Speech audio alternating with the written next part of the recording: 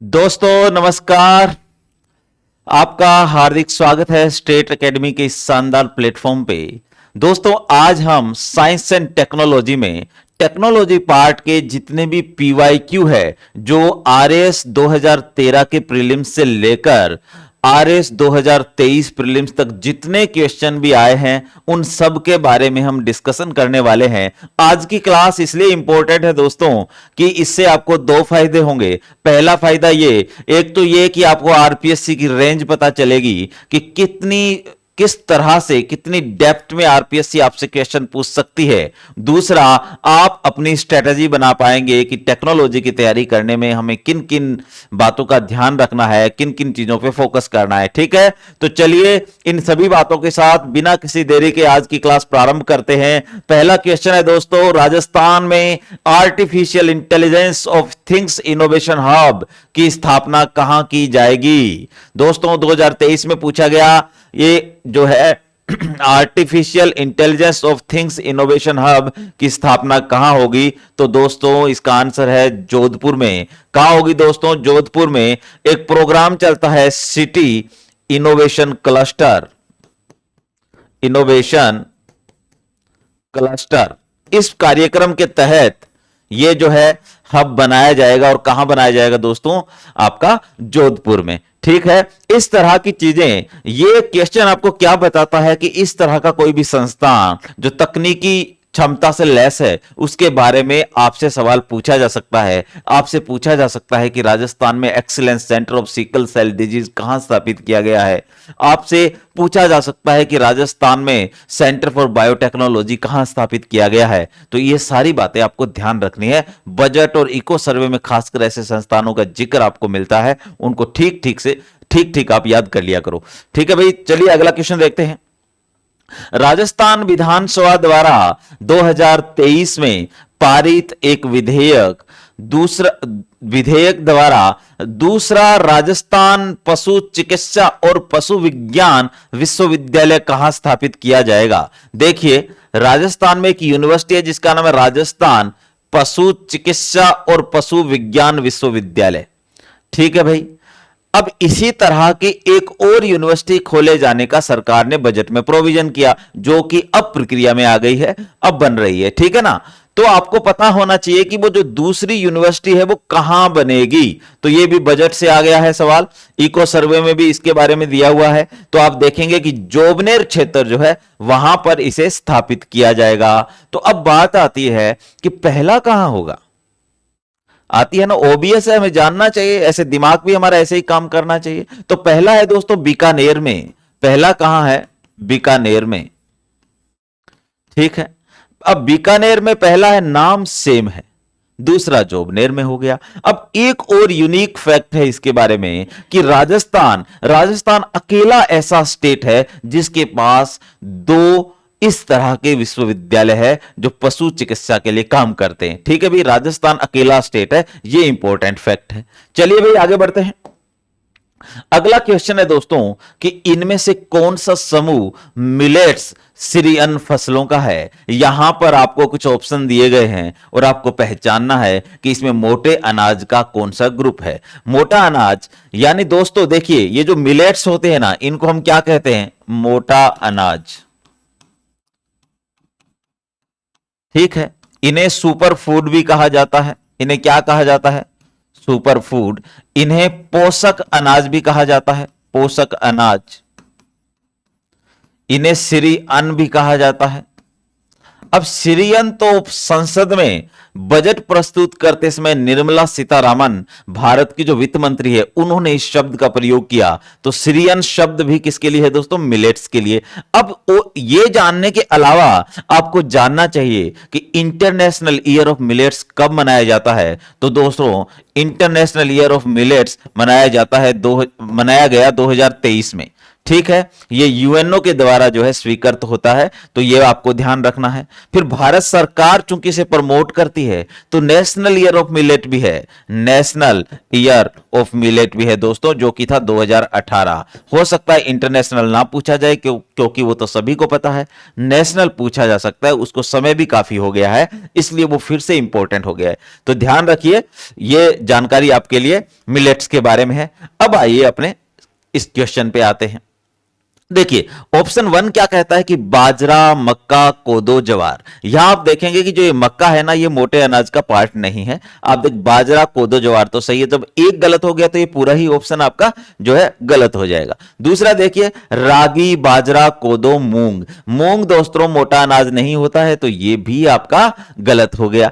तीसरा देखिए कोदो, बाजरा, मक्का, कांगनी, या मक्का फिर नहीं है, तो यह भी गलत। तो अब बचेगा ही कौन, एक ही ऑप्शन बचा है आपके पास, ज्वार, कोदो, कांगनी, रागी। दोस्तों आपकी जानकारी के लिए मैं बता दूं कि मिलेट्स को दो भागों में बांटा जाता है। मुख्य मिलेट्स, पहला क्या है, मुख्य मिलेट्स, और दूसरा है गौण या लघु मिलेट्स, गौण या लघु मिलेट्स। आप यहां देखेंगे कि मैं आपको 3 ऐसी फसलों के नाम बताऊंगा जो मुख्य मोटा अनाज मानी जाती है, इसके अलावा जो कोई भी है वो सिर्फ लघु या गौण में आएगा। तो इन 3 को आपको याद रखना है, बाकी ऑटोमेटिकली आप याद रहेंगे। ये क्वेश्चन आ सकता है भाई इस बार कि इनमें से कौन सा मुख्य मोटा अनाज नहीं है, तो 3 तो मोटे अनाज वाले रहेंगे और एक कोई और होगा, तो उसे आपको सिलेक्ट कर लेना है। देखिए कौन कौन से। पहला है दोस्तों बाजरा। पहला कौन सा है, बाजरा। बाजरा एक मुख्य मोटा अनाज है। फिर आप देखेंगे रागी, और तीसरा है दोस्तों ज्वार। ये तीनों जो है मुख्य मोटे अनाज की कैटेगरी में आते हैं। इसके अलावा कोदो, कांगनी, ये सब किस में आएंगे, गौण में। चलिए अगला क्वेश्चन देखें। राष्ट्रीय ऊष्ट अनुसंधान केंद्र यानी राष्ट्रीय ऊंट अनुसंधान केंद्र कहां है। दोस्तों ये सवाल कई बार पूछा गया है, अलग अलग एग्जाम में, आरएस में तो पूछा ही गया है, तो इसका आंसर तो आप सबके पास होगा, आई थिंक सो बीकानेर में। दोस्तों कहां पर, बीकानेर में एक एरिया है जोड़बीड़। कौन सा एरिया है, जोड़बीड़। जोड़बीड़ क्षेत्र में एक संस्थान स्थापित किया गया है जो राष्ट्रीय स्तर का है, और ये जो संस्थान है दोस्तों ये बीकानेर में है। ठीक है, अब ये संस्थान किसके द्वारा स्थापित किया गया, ये इंपॉर्टेंट जानकारी है। तो ये Indian council for agriculture research जो है वो स्थापित करती है। तो ये सीएसआईआर के अंडर में नहीं है, ये एग्रीकल्चर जो आपका Indian council for agriculture and research है ना, इसके अंडर में स्थापित किया गया है। अब यह संस्थान भारत में जितने ऊंट पाए जाते हैं उनसे संबंधित रिसर्च पर बात करता है, उससे संबंधित रिसर्च करता है। तो भारत में 2 तरह के ऊंट पाए जाते हैं दोस्तों। कितने तरह के, 2 तरह के। पहला एकल कुबड़ वाले, याद रखना है आपको, एकल कुबड़ वाले। ये आपके राजस्थान में मिलेंगे, गुजरात में मिलेंगे और हरियाणा में मिलेंगे। ठीक है ना, राजस्थान, गुजरात, हरियाणा में ज्यादातर एकल कुबड़ वाले ऊंट है जिनको आप सबने देखा है। फिर कुछ ऊंट होते हैं दोस्तों 2 कुबड़ वाले। ठीक है, 2 कुबड़ वाले ऊंट।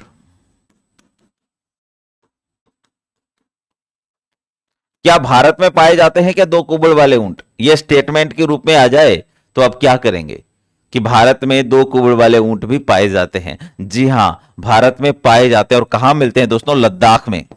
कहां मिलते हैं, लद्दाख में। और लद्दाख में भी कहां, नुब्रा घाटी में। कहां मिलते हैं दोस्तों, नुब्रा घाटी, जो नुब्रा रिवर है उसकी घाटी को नुब्रा घाटी कहते हैं, वहां मिलते हैं। यह बात आपको ध्यान रखनी है। एक बार आरपीएससी ने मेंस में नुब्रा घाटी पर 2 नंबर का क्वेश्चन भी पूछा हुआ है, आई थिंक सो 2012 का जो मेंस था आरएस का, उसमें पूछा था। तो ये ध्यान रखना दोस्तों। अब आपको ये जानकारी मैंने क्यों दी, इसलिए दी कि ये जो राजस्थान में ये जो संस्थान है ना, इस संस्थान के द्वारा इन दोनों ही प्रकार के ऊंटों पर रिसर्च किया जाता है। कल को ऐसा पूछ लिया जाए कि केवल 1 कुबड़ वाले ऊंट का रिसर्च करते हैं, उस पर ही जो है अपना पूरा कार्य योजना इनकी रहती है, तो ये स्टेटमेंट गलत हो जाएगा, क्योंकि दोनों तरह के ऊंटों का जो है रिसर्च करते हैं। चलिए आगे बढ़ते हैं। अगला क्वेश्चन है कि निम्न में से किस कंपनी की स्थापना राजस्थान सरकार द्वारा 21वीं शताब्दी में सूचना प्रौद्योगिकी कौशल को विकसित करने के उद्देश्य से की गई है? बताइए भाई, किस उद्देश्य से की गई है, कौन सी कंपनी है? तो दोस्तों इसका आंसर है 1, Rajasthan knowledge company limited, RKCL, जिसका आप डिप्लोमा प्रोग्राम ज्वाइन करते हो। आपको बहुत सारी नौकरियों के लिए इसका सर्टिफिकेट जरूरी होता है। RKCL वो कंपनी है जो राजस्थान नॉलेज कंपनी लिमिटेड के नाम से जानी जाती है। इसका मुख्य उद्देश्य क्या है? राजस्थान में 21वीं सदी में सूचना प्रौद्योगिकी से संबंधित कौशल विकसित करना, क्योंकि आने वाला जो समय है वो तो डिजिटल दुनिया का होगा, तो तकनीकी ज्ञान होना बहुत जरूरी है, इंफॉर्मेशन टेक्नोलॉजी का ज्ञान होना बहुत जरूरी है, डिजिटल साक्षरता होना बहुत जरूरी है। तो इसलिए जो है यह कंपनी राजस्थान में स्थापित की गई। आगे देखिए, राजीव गांधी जैव प्रौद्योगिकी केंद्र कहां स्थित है? बताइए भाई, राजीव गांधी जैव प्रौद्योगिकी केंद्र, Rajiv Gandhi centre for biotechnology Bharat में कहां पर है? दोस्तों यह है आपका तिरुवनंतपुरम में। तिरुवनंतपुरम कहां है? केरला में। तिरुवनंतपुरम कहां है? केरल में। ठीक है। इस संस्थान को 2002 में एपीजे अब्दुल कलाम ने इसका उद्घाटन किया था, तो ये 2002 में स्थापित हुआ दोस्तों। तो एपीजे कलाम ने इसका उद्घाटन किया। ठीक है, यह बात आपको ध्यान रखनी है कि यह सेंटर कहां है। लेकिन यह तो भारत की बात हो गई, राजस्थान का सेंटर कहां है? तो राजस्थान के सेंटर का नाम मैं बताता हूं पहले आपको कि APJ Abdul Kalam centre for biotechnology.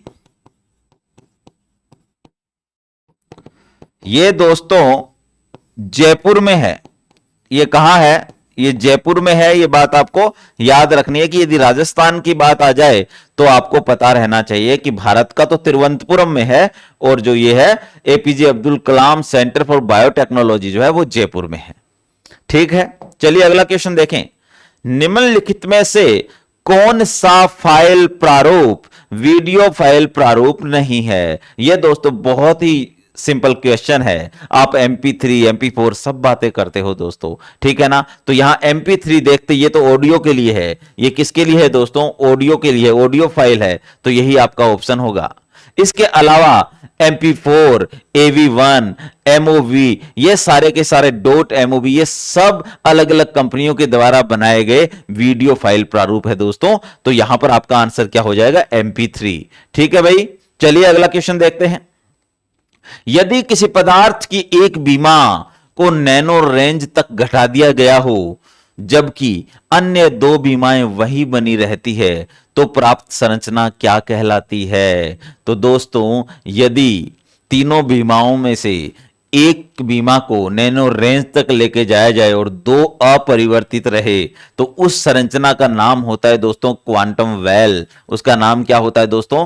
Quantum well. यह एक नैनो संरचना है। यह क्या है? एक नैनो संरचना है। नैनो टेक्नोलॉजी से हर बार एक सवाल देखने को मिला है, तो आप नैनो टेक्नोलॉजी को अच्छे से तैयार कर लेना भाई। चलिए आगे बढ़ते हैं। देखिए दोस्तों, श्री हरिकोटा से अप्रैल 23 में उपग्रह टेलियोस 2 तथा ल्यूमलाइट 4 को प्रमोचित जिस लॉन्चर से किया गया वह है? बताइए भाई, किससे लॉन्च किया गया? ये जो दोनों सैटेलाइट है ना दोस्तों, टेलियोस 2 और आपका ल्यूमेलाइट 4, ये दोनों सैटेलाइट ये सिंगापुर के हैं। ये बात आपको याद रखनी है। ये किस देश के हैं? ये सिंगापुर के हैं। और इनको लॉन्च किसने किया? इसरो ने, अपनी फैसिलिटी का इस्तेमाल करके। मींस ये है ना, इससे दुर्लभ विदेशी मुद्रा की कमाई होती है भाई, है ना? तो भारत की जो एंट्रिक्स है उसके माध्यम से किया गया। ये आप देखिए, PSLV C55 जो था उस समय का लॉन्चर था जिसका इस्तेमाल हुआ। PSLV सबसे ज्यादा रिलायबल रॉकेट प्रमोचन यान है, तो आपको ध्यान रखना है भाई। चलिए अगला देखते हैं। 23 अगस्त 2023 को एलसीए हल्के लड़ाकू विमान तेजस से अस्त्र मिसाइल को सफलतापूर्वक परीक्षण किया गया। यह मिसाइल है। यहां मैं दो चीजों के बारे में आपसे बात करूंगा दोस्तों। पहला तो है तेजस। पहला क्या है? तेजस। और दूसरा है आपका अस्त्र। अस्त्र मिसाइल। अस्त्र मिसाइल के बारे में सबसे बड़ी बात यह है कि यह स्वदेश निर्मित पहली एयर टू एयर मिसाइल है। पहली कौन सी मिसाइल है? हवा से हवा में मार करने वाली। हवा से हवा में मार करने वाली। ठीक है, एयर टू एयर ऐसे लिखते हैं इसको, एयर टू एयर।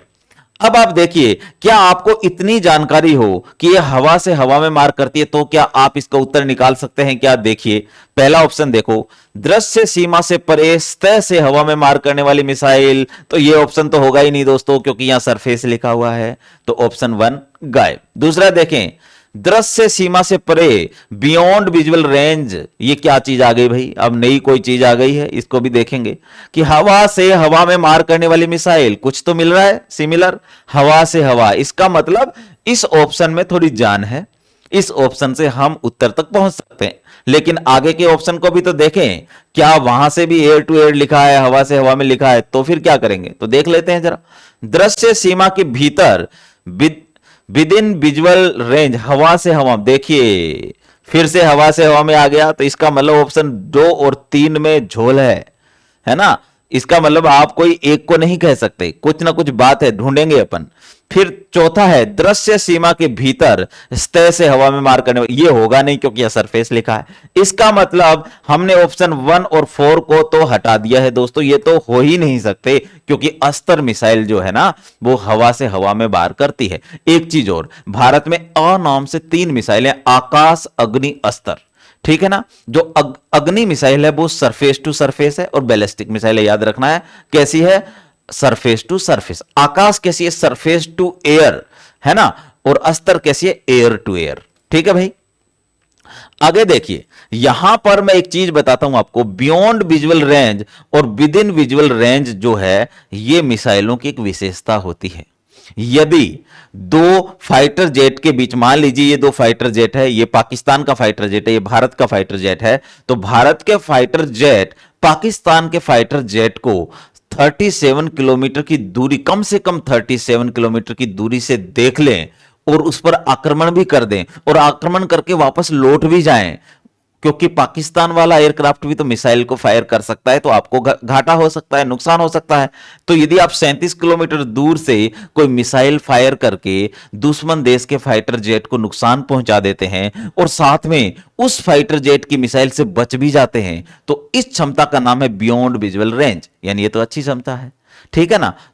तो ये जो हमारी अस्त्र मिसाइल है ना, ये बियॉन्ड विजुअल रेंज है। इसको क्या बोलते हैं, इसको बीवीआर बोलते हैं, बियॉन्ड विजुअल रेंज। अस्त्र एक ऐसी मिसाइल है बियॉन्ड विजुअल रेंज, जो हमारे पायलट को भी बचा लेती है, जो हमारे फाइटर जेट को भी बचा लेती है, और दुश्मन देश के फाइटर और पायलट को नुकसान पहुंचाती है। तो ये बियॉन्ड विजुअल रेंज है, जो बहुत दूरी से, है ना, दृश्य सीमा में आए बिना। दृश्य सीमा में आए बिना का मतलब होता है कि पाकिस्तान का फाइटर जेट आपके फाइटर जेट को नहीं देख पा रहा है, ठीक है ना, लेकिन आप उसे देख पा रहे हैं। तो ये जो क्षमता है ना, ये आपको एक अदृश्य शक्तिशाली जो है हथियार बना देती है जब आप डॉग फाइट करते हो। डॉग फाइट का मतलब है दो लड़ाकू विमान आपस में युद्ध करते हैं, तब उसे डॉग फाइट कहा जाता है। ठीक है ना भाई। तो यहां पर आपका ऑप्शन बी सही है। ये समझ में आ गया। तो अस्त्र मिसाइल तो आपने समझ ली, और अब बात करते हैं हम तेजस जो है हमारा एयरक्राफ्ट की। देखिए दोस्तों, एक तो आप ये ध्यान रखिएगा कि जो तेजस नाम है ना, तेजस जो नाम है, ये दिया है अटल बिहारी वाजपेयी जी ने। किसने दिया है? अटल बिहारी वाजपेयी जी ने। याद रखना है कि तेजस जो एलसीए को, तेजस नाम अटल बिहारी वाजपेयी ने दिया। एलसीए के 3 वेरिएंट उपलब्ध है, यह भी आपको ध्यान रखना है। पहला है तेजस 1, दूसरा है तेजस 1A, और तीसरा है तेजस 2। ठीक है भाई। इसमें से आपसे कोई पूछे कि 5th जनरेशन तेजस कौन सा होगा, तो आपका आंसर होगा दोस्तों ये वाला, फिफ्थ जनरेशन। कौन सा? फिफ्थ जनरेशन एलसीए कौन सा होगा? तो Tejas mark two. Tejas mark two को हम विकसित कर रहे हैं अमेरिका के साथ मिलके। तो किस देश के साथ मिल रहे हैं? भारत, यूएसए। ये दोनों की संयुक्त परियोजना है। फिर इसमें एक इंजन लगाया गया है 414, ये याद रखना है। 4F414 नाम का इंजन लगाया गया है, जो बनाती है अमेरिका की एक कंपनी जिसका नाम है जनरल इलेक्ट्रिक। इतनी बात आपको ध्यान रखनी है, ठीक है। अभी अमेरिका के साथ इसी पर विवाद चल रहा है क्योंकि वो इंजन की सप्लाई कर नहीं रहे, ठीक है भाई। एक इस इंजन की सप्लाई भी नहीं कर रहे हैं और एक और इंजन है, ये जो आपका तेजस मार्क आपका 1A है ना, इसमें एक इंजन लगा है F404। ये भी किसने बनाया? General electric. इसकी भी सप्लाई नहीं कर रहा है अमेरिका, अभी हाल ही में बहुत चर्चा में है। तो सवाल आ सकता है यहां से, कंपनी का नाम जरूर याद रखना है, जनरल इलेक्ट्रिक, ठीक है भाई। अब तेजस 1A जो है ये रिप्लेस करेगा मिग 21 बाइसन को, मिग 21 बाइसन को, ठीक है भाई। ये इंडियन एयरफोर्स नहीं चाहती, ये बात ध्यान रखना है। ये आ सकता है कि कौन सा तेजस का वेरिएंट मिग 21 बाइसन को रिप्लेस करने वाला है, जो कॉफिन इन द फ्लाई कहते हैं, वो तेजस 1A है। क्योंकि इसको एयरफोर्स रिजेक्ट कर चुकी है, इसलिए फिर से HAL ने इसे बनाया था मॉडिफाई करके। क्योंकि भारत इंजन बनाने की टेक्नोलॉजी में थोड़ा सा पिछड़ा हुआ देश है, और इंजन एक फाइटर जेट की जान होता है भाई, है ना। इंजन यदि मजबूत होगा तो फाइटर जेट फिर बहुत ताकतवर होते हैं जिन, ठीक है ना। तो ये ध्यान रखना है आपको तेजस के बारे में भी और अस्त्र मिसाइल के बारे में भी। चलिए आगे बढ़ते हैं दोस्तों। डिजिटल जानकारी के लिए माप की निम्नलिखित इकाइयों को सही क्रम में व्यवस्थित करें। सबसे पहले सबसे छोटी इकाई से शुरू करके सबसे बड़ी इकाई तक जाएं। दोस्तों यहां पर पहले आप इसको पढ़ लो, यदि आपको समझ है थोड़ी सी भी तो आप देखेंगे कि सबसे बड़ी इकाई आपके पकड़ में आ जाएगी। इनमें से सबसे बड़ी इकाई कौन सी है? टेराबाइट। सबसे बड़ी इकाई कौन सी है भाई? टेराबाइट। ये इसको टीबी से लिखते हैं हम। अब आप देखो कि इन ऑप्शन में सबसे आखिर में टेराबाइट किस में है? क्यों? क्योंकि छोटे से बड़े की ओर जाना है। तो ढूंढ लीजिए डी कहां है। देखिए एक इसी ऑप्शन में डी है। इसका मतलब यदि आपको सिर्फ टेराबाइट पता है ना तो आपका आंसर मिल जाएगा। ऐसे कई क्वेश्चन आते हैं दोस्तों जिनमें हल्की सी इंफॉर्मेशन आपको होती है और आप उत्तर तक पहुंच बना लेते हैं। तो इस कैपेसिटी को भी जो है ना काम में लेना है। फिर आप देख लीजिए टेराबाइट से छोटा जो ई है गीगाबाइट आ गया, फिर सी आपका हो गया मेगाबाइट, फिर किलोबाइट आ गया, फिर बी जो है आपका बाइट आ गया, एफ जो है बिट, बिट सबसे छोटी है, फिर बाइट आएगा, है ना। कैसे लिखना है? ये सबसे जो छोटी है बिट है, फिर आप देखेंगे बाइट, उसके बाद है किलोबाइट, उसके बाद मेगाबाइट, उसके बाद गीगाबाइट और उसके बाद आपका टेराबाइट, ठीक है ना। ऐसे याद कर लेना भाई, ठीक है। चलिए आगे बढ़ते हैं। तियानवेन वन है। तियानवेन वन क्या है भाई? जल्दी बताइए, आप ऑप्शन पढ़िए। तियानवन क्या है? देखो दोस्तों यहां ये चीन का एक स्पेस से रिलेटेड कोई एक चीज है, अपन ये मान लेते चाइना का है। इसमें लिखा है चीन का अंतरिक्ष, अच्छा देश का नाम तो ऑलरेडी दिया हुआ है, चीन का अंतरिक्ष स्टेशन, चीन का चंद्रमा रोवर यान, चीन का अंतर महाद्वीपीय मिसाइल। ये तो नहीं है दोस्तों, चीन का अंतरिक्ष यान। इनमें से कोई है, रोवर भी है, इस नाम से कोई नहीं है। तो आप देखेंगे कि तियानवेन वन जो है ना चीन का एक अंतरिक्ष यान है। क्या है दोस्तों? चीन का एक अंतरिक्ष यान मंगल के लिए, मंगल ग्रह के लिए, ठीक है ना। ये जब चीन ने अपना मंगल मिशन शुरू किया था तो तियानवेन वन के साथ ही किया था। तो आपको ध्यान रखना है कि तियानवेन वन जो है चीन का एक अंतरिक्ष यान है। लेकिन चीन का एक अंतरिक्ष स्टेशन भी तो है दोस्तों, चीन का एक अंतरिक्ष स्टेशन भी तो है जिसका नाम है तियानगोंग। नाम क्या है दोस्तों? तियानगोंग। याद रखना है कि इंटरनेशनल स्पेस स्टेशन के अलावा यदि किसी देश का वर्तमान में स्पेस स्टेशन अंतरिक्ष में है तो वो देश चीन है और उसका नाम क्या है दोस्तों? तियानगोंग। इसलिए पूछा जा सकता है क्योंकि भारत भी प्लानिंग कर रहा है कि हम 2028 से लेकर 2035 तक अपना खुद का स्पेस स्टेशन बना लें, क्योंकि भारत अपने स्पेस स्टेशन का पहला मॉड्यूल 2028 में लॉन्च कर चुका होगा, जिसके लिए next generation satellite launch vehicle बनाया जा रहा है जो 10 टन का वजन भी उठा सकेगा। ठीक है ना, तो ये जानकारियों से आपको अपडेट रहना है। चलिए आगे बढ़ते हैं।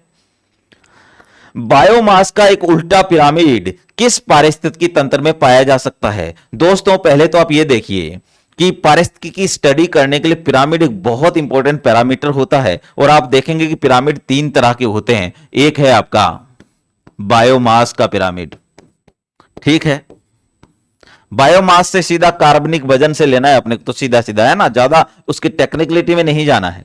दूसरा देखें संख्या का पिरामिड, दूसरा क्या है? संख्या का पिरामिड। और तीसरा है ऊर्जा का पिरामिड, ऊर्जा का पिरामिड। ठीक है, ये 3 तरह के पिरामिड होते हैं। जो बायोमास है ये सीधा भी हो सकता है, ये उल्टा भी हो सकता है। संख्या का पिरामिड भी सीधा हो सकता है, उल्टा भी हो सकता है, लेकिन ऊर्जा का पिरामिड सदैव सीधा होता है दोस्तों। इसे 10% का नियम या लिंडमैन का नियम भी कहते हैं कि एक पोषक स्तर से दूसरे पोषक स्तर से सदैव 10% ऊर्जा ही जाती है। यह आपको पता है ना कि प्राथमिक उत्पादक, प्राथमिक उपभोक्ता, द्वितीयक उपभोक्ता, तृतीयक उपभोक्ता, ये पोषक स्तर होते हैं, है ना। इनसे अब आप देखेंगे बायोमास की बात, तो बायोमास में उल्टा होगा किसमें? समुद्रों में। ठीक है, ये मान लीजिए उत्पादक है, ये प्राथमिक उपभोक्ता है, ये द्वितीयक उपभोक्ता है, ये तृतीयक उपभोक्ता है।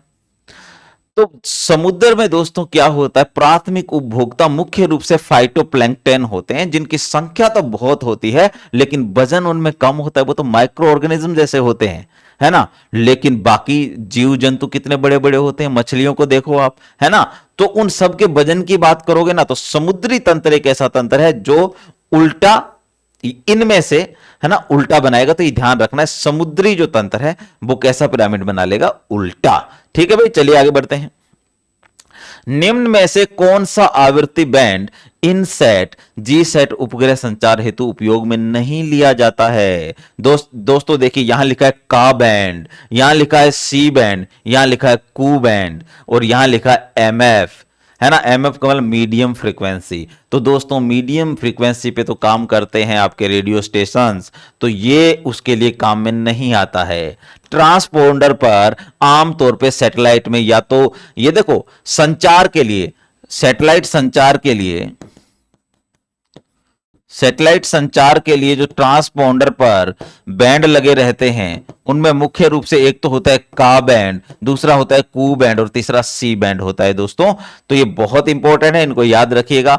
अलग अलग फ्रीक्वेंसी पे काम करते हैं, अलग अलग यूज होते हैं। जैसे मैं आपको बताऊं, जो का बैंड होता है छोटे क्षेत्र के लिए इस्तेमाल किया जाता है, ठीक है भाई। सी बैंड को बड़े स्केल पर यूज किया जाता है, ठीक है। तो ये चीजें देख लेना आप लोग। चलिए आगे बढ़ते हैं। रक्षा अनुसंधान एवं विकास संगठन का आदर्श वाक्य है। यह तो एक झलकी थी दोस्तों, हो सकता है आरपीएससी आगे अलग अलग संस्थाओं के आदर्श वाक्य पूछ ले। तो दोस्तों यहां डीआरडीओ जिसका गठन हुआ 1958 में, और यह भारत में लीडिंग इंस्टीट्यूट है रक्षा क्षेत्र में विनिर्माण करने के लिए, रक्षा क्षेत्र में मैन्युफैक्चरिंग के लिए, ठीक है ना। तो इसका है दोस्तों ब्लस से मूलम विज्ञानम, ये याद रखिएगा। ऑप्शन सी जो है यहां सही है, ब्लस से मूलम विज्ञानम जो है आदर्श वाक्य है किसका? डीआरडीओ का। चलिए आगे बढ़ते हैं। राजस्थान में सौर वेधशाला कहां है? तो दोस्तों ये तो आपको पता ही है, राजस्थान में सौर वेधशाला उदयपुर में है। और ये एक ऐसा क्वेश्चन है जो आरपीएससी के लिए नासूर बना रहा कई सालों तक, 2023 में भी बना, उससे पहले भी, है ना। तो इस क्वेश्चन पे हमेशा विवाद रहा है, आरपीएससी भी अपना अलग आंसर अलग अलग मानती रही है। तो इसका आंसर तो वैसे उदयपुर है ना। तो सौर वेधशाला कहां है दोस्तों? उदयपुर में। अगला देखिए, क्वांटम डॉट है। क्वांटम डॉट भाई दोस्तों नैनो पदार्थ है। क्या है? नैनो पदार्थ। ये चीज आपको ध्यान रखनी है। लेकिन ऐसे नैनो पदार्थ जो सेमीकंडक्टर से बनते हो, सिलिकॉन, जर्मेनियम, आर्सेनिक, है ना, इनसे बनाए जाने वाले आपके जो नैनो मटेरियल है उनको कहा जाता है क्वांटम डॉट। तो जो ऑप्शन 4 है आपका, अर्धचालक नैनो संरचना को ही हम क्वांटम डॉट कहते हैं, जो सेमीकंडक्टर से बनती है। ठीक, देखिए नैनो टेक्नोलॉजी से हर बार क्वेश्चन आया भाई, हर बार। चलिए आगे बढ़ते हैं। विज्ञान और प्रौद्योगिकी विभाग के अधीन कार्यरत राज्य रिमोट सेंसिंग एप्लीकेशन सेंटर्स कहां पर है? तो दोस्तों, राजस्थान में रिमोट सेंसिंग एप्लीकेशन सेंटर जो है वो जोधपुर में है। कहां है दोस्तों? जोधपुर में। रिमोट सेंसिंग का क्या मतलब है दोस्तों? दूर से ही संवेदन कर लेना। तो दूर से संवेदन कौन कर सकता है? सैटेलाइट।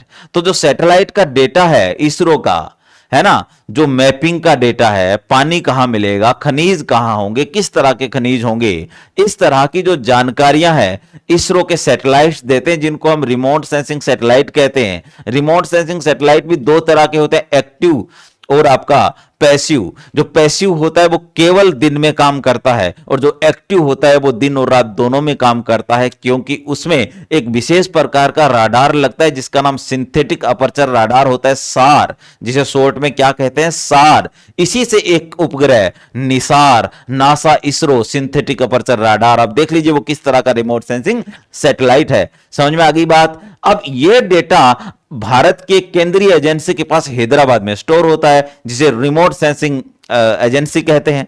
उस रिमोट सेंसिंग एजेंसी के अंडर में पूरे भारत में कुछ रीजनल सेंटर्स है, एक सेंटर राजस्थान में भी है। ठीक है, जो राजस्थान का जो साइंस एंड टेक्नोलॉजी डिपार्टमेंट उसे गवर्न करता है साथ में मिलके, वो दोस्तों जोधपुर में, याद रखना आपको, कहां है? जोधपुर में। ठीक है भाई, चलिए आगे बढ़ते हैं। म्योस का पूर्ण रूप है MOEMS। बताइए भी इसका पूर्ण रूप क्या है? इसका पूर्ण रूप होता है दोस्तों माइक्रो ऑप्टो इलेक्ट्रोमैकेनिकल सिस्टम। ठीक है भाई, ये रोबोटिक सिस्टम होते हैं दोस्तों, रोबोट्स बनाने के लिए और इस तरह की ही संरचनाएं बनाने के लिए इनका निर्माण किया, इसका इस्तेमाल होता है। तो माइक्रो ऑप्टो इलेक्ट्रोमैकेनिकल सिस्टम इसका पूर्ण रूप है, और ऐसे पूर्ण रूप वाला एक आध क्वेश्चन हर बार पूछा गया है, लगभग हर बार। ठीक है भाई, चलिए आगे बढ़ते हैं।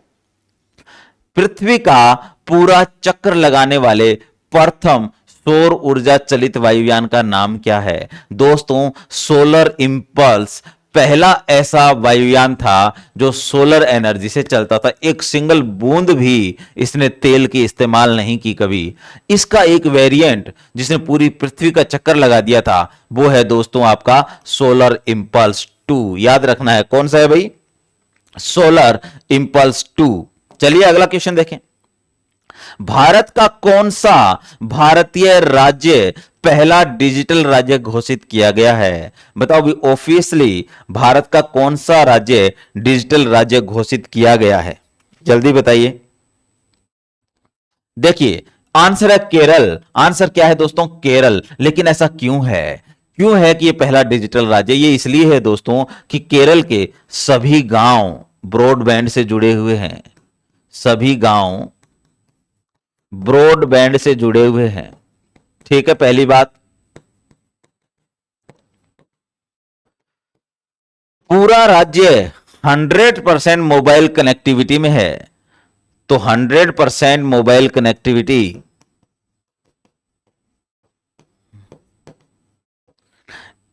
लगभग 75% इंटरनेट लिटरेसी है वहां पर। इंटरनेट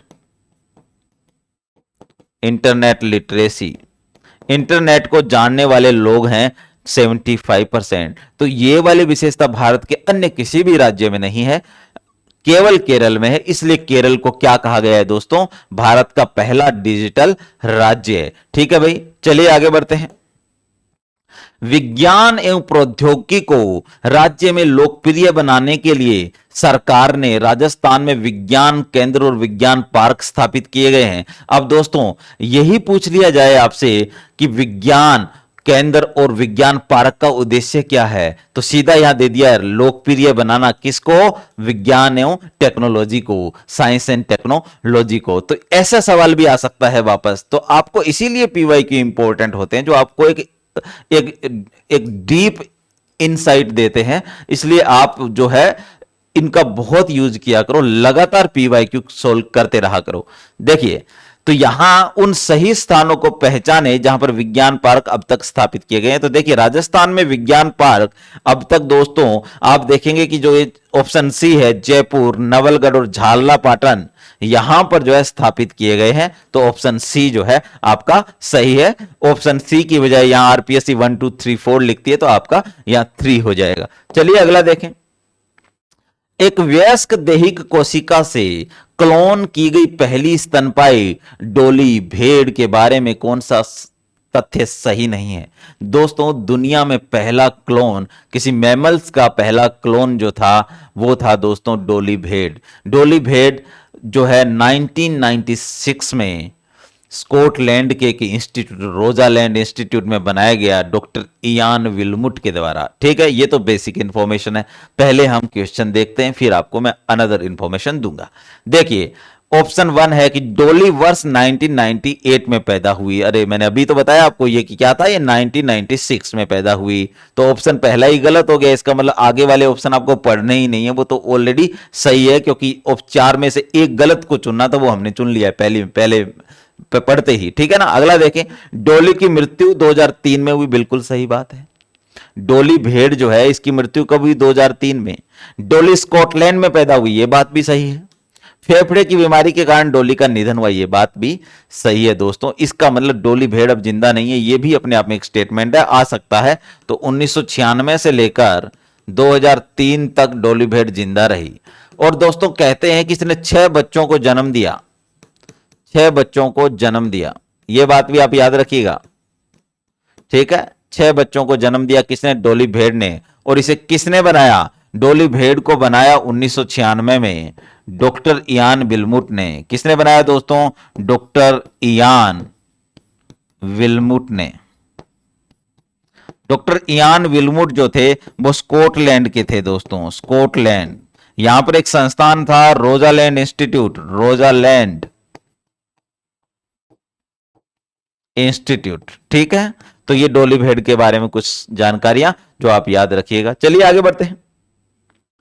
निम्नलिखित में से कौन सा अल्फा लिनोलेनिक अम्ल 18 कार्बन युक्त ओमेगा 3 फैटी अम्ल का सर्वोत्तम स्रोत है? दोस्तों आंसर अलसी है। इसका सर्वोत्तम स्रोत अलसी होता है, ये आप ध्यान रख लीजिएगा। लेकिन यहां इसने बहुत सारे संकेत दिए हैं। वो आपसे पूछ सकता है कि ओमेगा 3 फैटी एसिड का केमिकल नाम बताओ, तो आपको बताना होगा अल्फा लिनोलेनिक अम्ल। ठीक है, तो ये जानकारी याद रख। कितने कार्बन वाला होता है? 18 कार्बन वाला। ये जानकारियां आरपीएससी खुद ही दे रही है आपको, तो बच्चों इस चीज को याद रखना है आपको। ठीक है, दूसरा देखें कि ओमेगा 3 फैटी एसिड से क्या होता है दोस्तों। देखिए, मैंने आपको कई बार बताया है कि आपके शरीर में 2 तरह का कोलेस्ट्रॉल होता है। एक को एलडीएल कहते हैं, एक को एचडीएल कहते हैं। एलडीएल का मतलब होता है लो डेंसिटी लिपोप्रोटीन और एचडीएल का मतलब होता है हाई डेंसिटी लिपोप्रोटीन। जो एलडीएल है इसको कहते हैं बैड कोलेस्ट्रॉल। इसको क्या कहते हैं? ये बैड कोलेस्ट्रॉल है। और ये क्या है दोस्तों? ये गुड कोलेस्ट्रॉल है, यानी इसकी हमें जरूरत है शरीर में। ठीक है, एक तो ये चिपचिपा नहीं होता है, तो जो आपकी रक्त वाहिकाएं हैं, आपकी ब्लड वेसल है, उसमें चिपकता नहीं है। ठीक, दूसरा कई विटामिन का संश्लेषण करने में प्रयुक्त होता है, बहुत इंपॉर्टेंट है। इवन सेल मेम्ब्रेन बनने में इंपॉर्टेंट है, नई कोशिकाएं बनेंगी उनके लिए इंपॉर्टेंट है। तो आपको कोलेस्ट्रॉल चाहिए ही चाहिए। ठीक है ना। लेकिन इसी कोलेस्ट्रॉल का एक रूप होता है जिसे हम एलडीएल कहते हैं, वो स्टिकी इन नेचर होता है दोस्तों, वो चिपचिपा होता है। तो ब्लड वेसल की दीवारों में अंदर की तरफ चिपकने लगता है, और जब वो चिपकता है तो वहां पर स्पेस को कम करते हुए चलता है। तो ब्लड को फ्लो होने में, जो ब्लड स्ट्रीम है हमारा, उसमें बाधा उत्पन्न करता है, जिससे कार्डियोवैस्कुलर डिजीज हो जाती है। ठीक है ना। तो ये बहुत खतरनाक है, इसीलिए इसको बैड कोलेस्ट्रॉल कहा जाता है ना। जैसे आप ओजोन के बारे में कभी कहते हो, good ozone, bad ozone. Good ozone कौन सी है? समताप मंडलीय ओजोन, जो यूवी लाइट को एब्जॉर्ब कर लेती है। लेकिन एक बैड ओजोन भी है जो सेकेंडरी पोल्यूटेंट है, जो हमारे क्षोभ मंडल में पाई जाती है। तो क्षोभ मंडलीय ओजोन को हम पोल्यूटेंट, प्रदूषक के रूप में परिभाषित करते हैं, वो बैड ओजोन है। और समताप मंडलीय ओजोन गुड ओजोन है। सिमिलरली ऐसे ही शब्दों को के द्वारा जो है सुशोभित किया जाता है कोलेस्ट्रॉल को। तो बैड कोलेस्ट्रॉल और गुड कोलेस्ट्रॉल दोनों याद रखिए। अब ये जो अलसी है आपका, जो ये ओमेगा 3 फैटी एसिड है, ये क्या करता है? एलडीएल को तो कम करता है और एचडीएल को बढ़ाता है, तो आप हेल्दी हो जाते हैं। इसलिए डॉक्टर ऐसे लोगों को जिन्हें हार्ट डिजीज है उनको ओमेगा 3 फैटी एसिड लेने के लिए कहता है, और इसका एक अच्छा सोर्स अलसी है। और यदि आप देखें, यदि नॉन वेज में आप देखेंगे तो फिश ऑयल जो होता है वो भी इसका बहुत एनरिच सोर्स होता है। तो दोनों याद रखिए, जब प्लांट की बात आएगी तो अलसी, और जब एनिमल की बात आएगी दोस्तों तो फिश ऑयल जो है इसका बहुत अच्छा सोर्स है, ये बात याद रखिए। चलिए आगे बढ़ते हैं। नैनो तकनीक के निम्नलिखित उत्पादों उदाहरणों को नैनो तकनीक की 4 पीढ़ियों के बढ़ते क्रम में व्यवस्थित कीजिए। 1 से 4 तक आपको व्यवस्थित करना है दोस्तों। देखो दोस्तों, नैनो तकनीक को वर्तमान में 5 पीढ़ियों में विभाजित किया जाता है। ठीक है, पहला था आपका 2000 से लेकर 2005 तक, यह पहली पीढ़ी थी। दूसरी पीढ़ी को परिभाषित किया गया 2005 से लेकर 2010, ये 5-5 साल के अंतर पे आएगी। और फिर आप देखेंगे 2010 से लेकर 2015, ये तीसरी पीढ़ी थी। और चौथी पीढ़ी है दोस्तों 2015 से 2020। आपका आंसर तो यही में आ जाएगा। एक आगे जो है 2020 से वर्तमान तक, ठीक है, ये 5वीं पीढ़ी है। आप यहां देखेंगे कि पहली पीढ़ी की जो विशेषता थी ना, वो थी निष्क्रिय नैनो संरचनाएं। क्या थी? निष्क्रिय नैनो संरचनाएं। ये बात याद रखना आप। निष्क्रिय नैनो संरचनाएं पहली पीढ़ी की विशेषता थी, सक्रिय नैनो संरचनाएं दूसरी पीढ़ी की विशेषता थी। दूसरी पीढ़ी में क्या बना? सक्रिय नैनो संरचनाएं। तीसरी पीढ़ी में क्या बना दोस्तों? तीसरी पीढ़ी में बनी नैनो संरचनाओं का बड़े स्केल पे नैनो संरचनाएं, है ना, आणविक नैनो संरचनाएं। और चौथी पीढ़ी में बनी आणविक मैन्युफैक्चरिंग, है ना, आणविक विनिर्माण। और आणविक विनिर्माण को बहुत ज्यादा बढ़ा दिया गया है वर्तमान में। अब ये चारों पीढ़ियों की विशेषताएं। अब यहां पर आप देखो दोस्तों, यहां आप एक चीज देख रहे हैं, लक्षित दवाएं। ये शब्द देख रहे हो, लक्षित दवाएं, टारगेटेड मेडिसिन। दोस्तों टारगेटेड मेडिसिन दूसरी पीढ़ी का एग्जाम्पल है। क्यों? क्योंकि ये एक्टिव होते हैं। कैसे होती है? एक्टिव नैनो स्ट्रक्चर से। तो यहां कौन आ जाएगा आपका? लक्षित दवाएं। तो दूसरी पीढ़ी में तो कौन आ जाएगा? लक्षित दवाएं। आप देख लीजिए डी दूसरे नंबर पे कहां है वो देखो बस आप। तो ये देखिए, यदि आपने डी निकाल लिया तो आपको उत्तर ही मिल गया। देखिए सी, इसमें 3 नंबर जो है सही होगा। ए जो है एरोसोल, पहली पीढ़ी का है। एरोसोल नैनो संरचनाएं जो है पहली पीढ़ी की, क्योंकि निष्क्रिय नैनो संरचनाएं हैं, ठीक है ना। लक्षित दवाएं सक्रिय नैनो संरचनाएं हैं। फिर आप देखेंगे कि आणविक विनिर्माण कहां रखा है मैंने? चौथी पीढ़ी में। तो ये आपका आणविक विनिर्माण देखिए यहां लिखा हुआ है। और बचता कौन है? 3D नेटवर्किंग, 3D प्रिंटर वगैरह, वो आपका यहां आ जाएगा। तो आपका ये वाला सही। निम्नलिखित में से भारतीय वायुसेना का कौन सा विमान हवा से हवा में पुनः ईंधन भरने का कार्य करता है? बताइए भाई, इनमें से कौन सा जो है विमान जो है भारतीय वायुसेना रिफ्यूलर के रूप में इस्तेमाल करती है? अब रिफ्यूलर से क्या मतलब है? अभी आपने देखा इजराइल का युद्ध, इजराइल जब ईरान वगैरह पे आक्रमण करता है तो उसके एयरक्राफ्ट के साथ एक और विमान चलता है जिसमें ईंधन भरा रहता है। एयरक्राफ्ट हमला करके आता है और रास्ते में ही उसमें फिर से रिफ्यूल कर दिया जाता है। फिर जाएगा, हमला करके आएगा, वापस आएगा, फिर रिफ्यूल हो जाता है। क्यों? क्योंकि जो लड़ाकू विमान होते हैं ये वजन उठा के, ज्यादा वजन उठा के चलते हैं, क्योंकि उनमें हथियार लगे रहते हैं, तो ज्यादा ईंधन का भी खर्चा होता है। जो लड़ाकू विमान जितना डेप्थ में जाके अटैक कर सकता है, वही जो है मेन, जो उसका मुख्य फंक्शन भी वही है, ठीक है। इसलिए रिफ्यूल करना बहुत जरूरी होता है लड़ाकू विमान को। तो उसके लिए हर देश जो है ऐसे वायुयान रखता है। भारत के पास भी है। तो भारत के पास है दोस्तों IL-78। तो IL, ये जो इल्यूशियन 78 है ना, ये है भारत के पास। याद रखना है 78। भारत ने इसे खरीदता है, भारत उज्बेकिस्तान से। किससे खरीदता है? उज्बेकिस्तान। कभी रूस लिखा हुआ है तो गलत कर देना दोस्तों, भारत इसे खरीदा उज्बेकिस्तान, क्योंकि भारत ने पहली बार इसे 2004 में खरीदा था। और आपने देखा कि USSR 1991 में ही कोलैप्स कर गया था। तो उज्बेकिस्तान अपने आप में एक अलग एंटिटी हो गई। तो आपको ध्यान रखना है कि उज्बेकिस्तान से हम इसे खरीदते हैं। रिफ्यूलर है, रिफ्यूलर का उपयोग मैंने आपको बता ही दिया है। बाकी आप देखेंगे ये मालवाहक है जो हमने USA से खरीदा है, ये भी मालवाहक है जो हमने USA से खरीदा है। चलिए आगे बढ़ते हैं।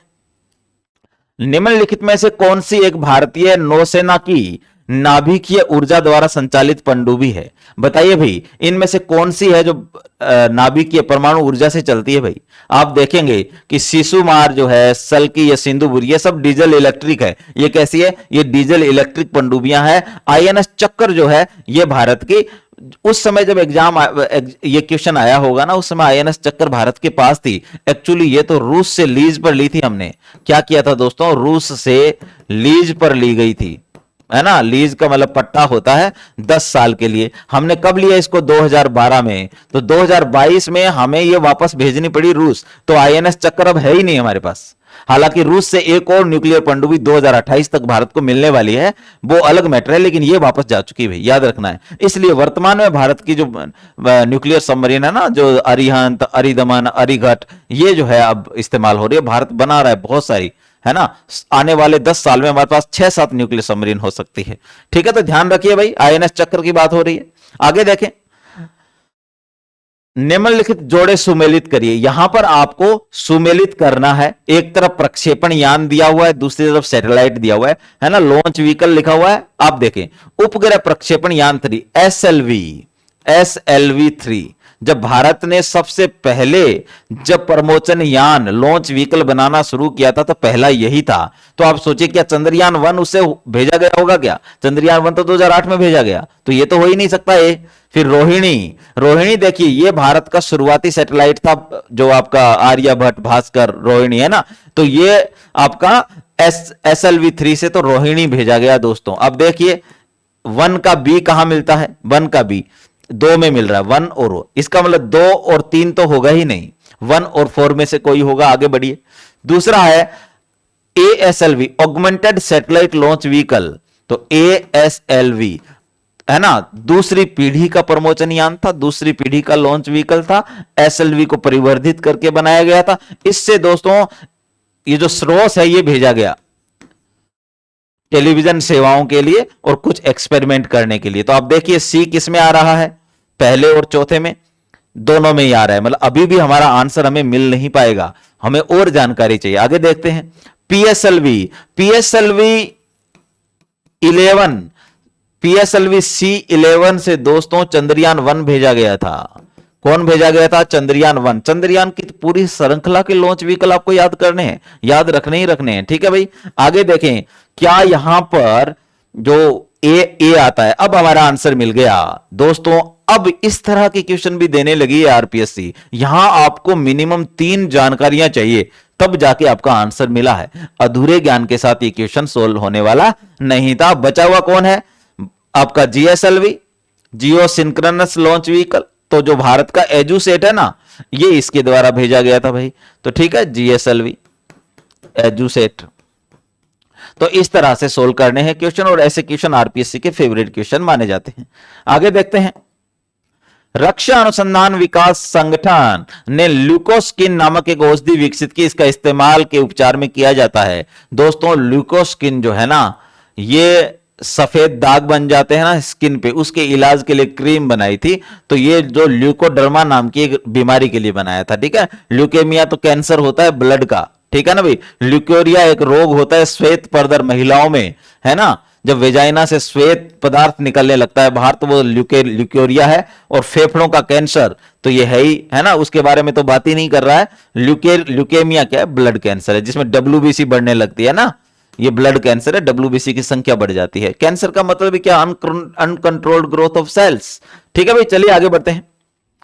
उच्च गति ग्रामीण ब्रॉडबैंड नेटवर्क से जुड़ने वाला भारत का प्रथम जिला कौन सा है? दोस्तों अब देखिए, ये थोड़ी देर पहले भारत का डिजिटल राज्य पूछा था, अब प्रथम जिला पूछ रही है आरपीएससी। मतलब ये भी केरल ही है ना, केरल का इडुक्की जिला है। अब इस तरह के क्वेश्चन पूछती है, तो जब भी आप करंट अफेयर्स पढ़ें तो इन चीजों का ध्यान रखा करें ना। केरल का इडुक्की जिला जो है भारत का पहला जिला माना जाता है ब्रॉडबैंड नेटवर्क के लिए। आगे देखिए, नवीनतम एंड्रॉइड चल दूरभाष प्रचालन पद्धति 6.0 का नाम है दोस्तों मार्सेलो। इसे क्या कहा गया दोस्तों? इस 6.0 को मार्सेलो कहा गया। ठीक है, चलिए आगे देखें। मार्शमैलो फोटोवोल्टीय सेल संबंधित है। फोटोवोल्टीय सेल दोस्तों सौर ऊर्जा से संबंधित है। सौर ऊर्जा से जो है उसका उत्पादन करते हैं। तो फोटोवोल्टिक सेल सौर ऊर्जा से संबंधित होते हैं। आगे देखिए, निम्नलिखित में से किसी प्रदेश की जैव विविधता के लिए संकट हो सकते हैं? भूमंडलीय तापन भी देखिए, ग्लोबल वार्मिंग होगी तो ये डेफिनेटली हो सकता है, क्योंकि उससे ग्लोबल वार्मिंग से क्या होगा, जो है पानी का स्तर बढ़ेगा। पानी के स्तर बढ़ने से वो एरिया डूब सकते हैं, तो जैव विविधता की हानि होगी। प्राकृतिक वास का विखंडन, विदेशी प्रजातियों का आक्रमण और शाकाहार को प्रोत्साहन। देखो, शाकाहार को प्रोत्साहन देने से तो जैव विविधता नष्ट नहीं होती भी, इतने बड़े स्केल पे नहीं है कि आप कोई प्रजाति ही नष्ट कर दें। मतलब कोई मूली ज्यादा खाता है तो मूलियों समूल थोड़ी नष्ट हो जाएगी मूली, या गाजर ज्यादा खाता है तो गाजर थोड़ी नष्ट हो जाएगी। जैव विविधता का इससे कोई प्रभाव, तो डी देखो कहां कहां है, डी यहां है, डी यहां है, इसमें है ही नहीं, तो ये होगा ABC। ठीक है ना, आपका आंसर ये हो जाएगा ऑटोमेटिकली। चलिए आगे बढ़ते हैं। अम्ल वर्षा में नीचे दिए गए कौन से प्रदूषक वर्षा जल एवं हिम को प्रदूषित करते हैं? दोस्तों, ऑटोमोबाइल से और दूसरी कई औद्योगिक गतिविधियों से दो ऐसी गैसेस होती है जो एनवायरनमेंट में लगातार मिलती है। एक का नाम है दोस्तों नोक्स और एक का नाम है सोक्स। नोक्स नाइट्रोजन के ऑक्साइड होते हैं, सोक्स जो है सल्फर के ऑक्साइड। ये किसके ऑक्साइड है? नाइट्रोजन के ऑक्साइड, नाइट्रोजन के ऑक्साइड। और ये क्या है?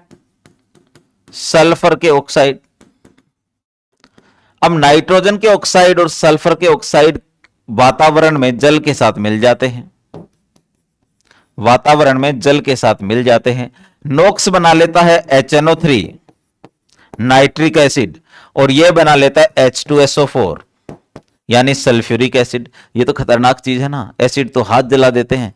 ठीक है, पीएच का मान 7 से कम। अब एसिड रेन किसे कहें हम? एसिड रेन कहा जाता है यदि पीएच मान 5.6 से कम हो जाए। पीएच का मान पानी का 5.6 से कम हो जाए तो उसे एसिड रेन कहा जाता है। कारण है नोक्स और सोक्स। अब यहां देखिए, sulphur dioxide, nitrogen oxide, carbon dioxide नहीं है, मीथेन भी नहीं है, तो आप देखिए कि कौन सा ऑप्शन होगा, ये वाला 4, केवल A और B। ठीक है भाई, एसिड रेन का कारण यही है। अगला देखें, किस अंतरिक्ष एजेंसी ने हाल ही में उपग्रह को ले जाने वाले विश्व के सबसे छोटे रॉकेट का सफल प्रक्षेपण किया है? किसने किया है भाई, जल्दी बताइए। क्या आपने यह पढ़ रखा है कि दुनिया का सबसे छोटा रॉकेट जो है कौन सा है? देखिए, यह एजेंसी जाक्सा है दोस्तों, है ना। उसने बनाया था SS-520 नाम का एक रॉकेट। ये दुनिया का सबसे छोटा रॉकेट माना गया था। 2018 की बात है, 2018 में। ठीक है, अब ये जाक्सा किस देश की एजेंसी है? ये जापान की एजेंसी है भाई, ये याद रखिएगा बस। जापान ने बनाया था। RPSC ने RAS में पूछा ये क्वेश्चन। आगे बढ़ते हैं।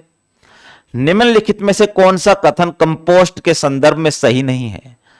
कंपोस्ट खाद का प्रकार होता है भाई, खाद है। सड़ाकर जब आप उसे इस्तेमाल करते हो, जैसे गोबर को एक जगह रख दिया और धीरे धीरे 6 महीने बाद आप देखेंगे गोबर जो है छोटी छोटी ऐसे बूंदों में कन्वर्ट हो जाता है, छोटे छोटे दानों में कन्वर्ट हो जाता है। बहुत शानदार जो है वो खाद होती है।